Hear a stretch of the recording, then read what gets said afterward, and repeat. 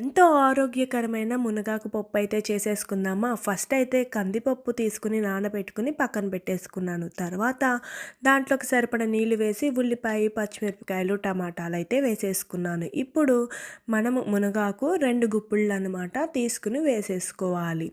కారము, పసుపు కావాలనుకుంటే మీరు చింతపండు కూడా వేసుకుని ఒక్క 2 విజిల్స్ పెడితే సరిపోతుంది. ఈలోపు మనం తాలింపు కూడా వేసుకోవడం చూపిస్తున్నాను, చూసేయండి. వెల్లుల్లిపాయ రెబ్బలు కొంచెం ఎక్కువ వేసుకుంటే రుచి ఇంకా బాగుంటుంది. ఎండుమిరపకాయలు 2 వేసి తాలింపు దినుసులు అన్నీ వేసి చక్కగా కలిపేసుకోవాలి. ఈ తాలింపులో కరివేపాకు కొంచెం ఎక్కువ వేసుకుంటే బాగుంటుంది. ఇంగువ చిటికెడు వేసుకుంటే గ్యాస్ ఫామ్ అవ్వకుండా మంచిగా అరిగిపోతుందనమాట. సో తాలింపు ఇలా వేసుకుంటే రుచి ఇంకా బాగుంటుంది. ఇప్పుడు పప్పు మనము మెదుపుకోవాలి. సో ఇక్కడ ఉప్పు సరిపడ వేసుకుని బాగా మెదుపుకుని మనం వేసుకున్న తాలింపు కూడా వేసేసి ఇంకొకసారి మెదుపుకుంటే చాలా రుచికరమైన పప్పు అయితే రెడీ అయిపోతుంది. ఈ పప్పు ట్రై చేసి ఎలా వచ్చిందో కామెంట్ చేయండి.